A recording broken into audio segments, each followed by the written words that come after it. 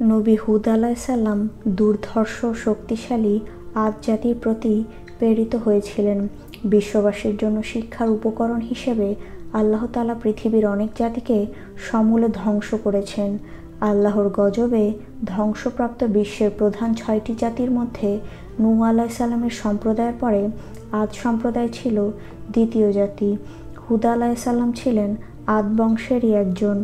আদ ও সামুদ ছিল নূহ আলাইসাল্লামের পুত্র শামের বংশধর এবং নূহের পঞ্চম অথবা অষ্টম অধস্তন পুরুষ।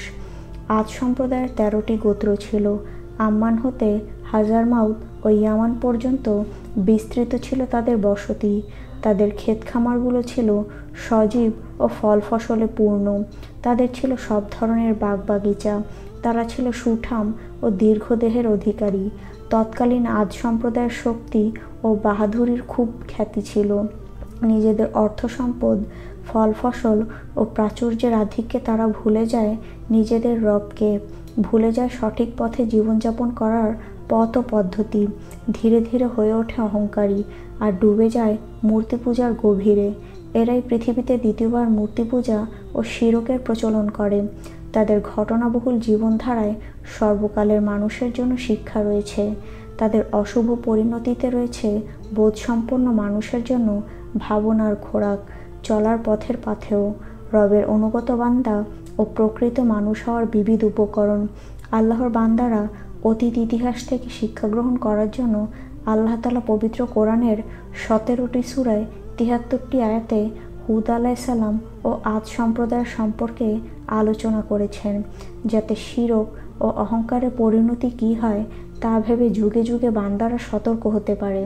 পবিত্র কোরআনে আল্লাহ তাআলা আদ সম্প্রদায়ের অহংকার ও পরিণতির কথা উল্লেখ করে বলেন, তাদের ঘটনা এই ঘটল যে তারা পৃথিবীতে অন্যায় দম্ভ প্রদর্শন করতে লাগলো এবং বলল, আমাদের চেয়ে অধিক শক্তিশালী কে আছে? তবে কি তারা অনুধাবন করল না যে আল্লাহ তাদের সৃষ্টি করেছেন, তিনি তাদের চেয়ে অধিক শক্তিশালী। মূলত তারা আমার আয়াতগুলো অস্বীকার করত।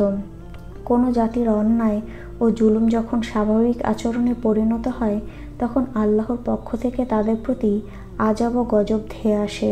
অহংকারের মানুষের যখন নিজের অস্তিত্ব ও অবস্থানের কথা ভুলে যায়, তখনই আল্লাহ তাকে ধ্বংস করে দেয়। যেসব কারণে হুদ আলাইসাল্লামের উম্মত আদ জাতি ধ্বংস হয়েছিল তা হলো, আদ সম্প্রদায় তাদের প্রতি প্রেরিত আল্লাহর নবীকে মিথ্যা প্রতিপন্ন করেছিল, নবীর দাওয়াত গ্রহণ করেনি, নিজেদের মন গড়া পথেই অবিচল ছিল। তাদের প্রতি আল্লাহ তাআলা অনুগ্রহগুলোকে তারা অবমূল্যায়ন করেছিল, যার ফলে তারা আল্লাহর অনুগত্য হতে বিমুখ হয়ে শয়তানের অনুগত্য বরণ করে স্বেচ্ছাচারী হয়ে উঠেছিল।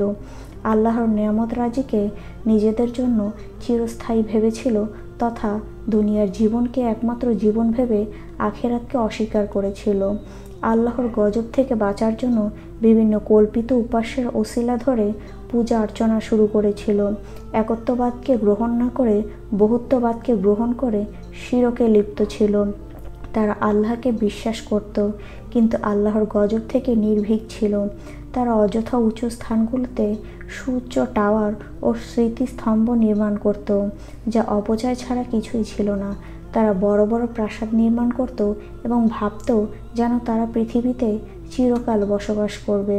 তারা দুর্বলদের ওপর নিষ্ঠুরভাবে আঘাত করত এবং মানুষের ওপর অবর্ণনীয় নির্যাতন চালাত। আল্লাহ তাআলা আদ জাতির প্রতি অনুগ্রহের দুয়ার খুলে দিয়েছিলেন, কিন্তু তাদের বক্র বুদ্ধির কারণে তাদের নেয়ামতই তাদের জন্য কাল হয়ে দাঁড়ায়। ফলে তারা নিজেরা পথভ্রষ্ট হয়েছিল ও অন্যকে পথভ্রষ্ট করেছিল। এজন্য আল্লাহ তাআলা তাদের শাস্তির সম্মুখীন করলেন আর পৃথিবীতে ঘোর অপরাধীর শোচনীয় পরাজয় ও লাঞ্ছনার বিষয়টি শিক্ষণীয় হিসেবে পবিত্র কোরআনে স্থান দিলেন। মহান আল্লাহ তাদের প্রতি অসন্তুষ্ট হয়ে তাদের প্রতি শাস্তিস্বরূপ প্রচণ্ড ঝোড়ো হাওয়া পাঠালেন। পবিত্র কোরআনে এর বর্ণনা এসেছে। আল্লাহ তাআলা বলেন, আমি অশুভ কিছু দিনে তাদের প্রতি পাঠালাম প্রচণ্ড ঝোড়ো হাওয়া, তাদের দুনিয়ার জীবনে লাঞ্ছনাদায়ক শাস্তির স্বাদ গ্রহণ করানোর জন্য, আর আখিরাতের শাস্তি তো আরও বেশি লাঞ্ছনাকর এবং সেখানে তারা পাবে না কোনো সাহায্য। তাফসিরে মারিফুল কোরআনে মুফতি মোহাম্মদ শফি রহমতুল্লাহ তাফসিরে কুরতুবী ও মাঝহারির উদ্ধৃতি দিয়ে লেখেন, যা হোক বলেন, আল্লাহ তাআলা আদ সম্প্রদায়ের ওপর 3 বছর পর্যন্ত বৃষ্টিপাত সম্পূর্ণ বন্ধ রাখেন। সে সময় শুধু প্রবল শুষ্ক বাতাস প্রবাহিত হতো। অবশেষে 8 দিন ও 7 রাত পর্যন্ত উপর্যুপরি তুফান চলতে থাকে। বৃষ্টি আল্লাহর রহমত, খরা বা অনাবৃষ্টি আল্লাহর গজব। যখন অনাবৃষ্টি ও গরম বাতাস বইতে থাকবে, তখন বেশি বেশি ইস্তেগফার করা মুমিনের বৈশিষ্ট্য।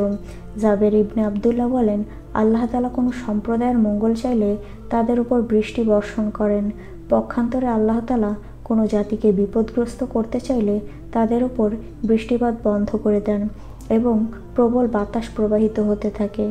আদ সম্প্রদায়কে আল্লাহ তাআলা প্রথমে একটানা 3 বছর অনাবৃষ্টি, অতঃপর দীর্ঘ 8 দিন তুফানের মাধ্যমে আযাবে পতিত করে ধ্বংস করেছিলেন।